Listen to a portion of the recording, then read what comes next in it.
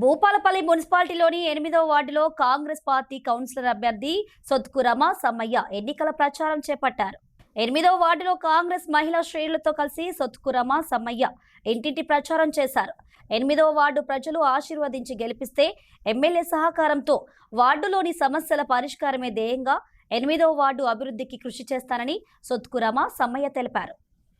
నా పేరు సొత్కు రమ, 8వ వార్డు కౌన్సిలర్గా పోటీ చేస్తాను. కాంగ్రెస్ పార్టీ నుండి సత్యన్న తరఫున పోటీ చేస్తాను. దయచేసి ఒక్క ఛాన్స్ ఇయ్యి, మన కాలనీ అభివృద్ధి చెందాలని కోరుకుంటున్నా. ఈ ఒక్కసారి నాకు ఛాన్స్ ఇచ్చి నన్ను గెలిపిర్రి, కాలనీని అభివృద్ధి చేస్తానని అనుకుంటున్నా.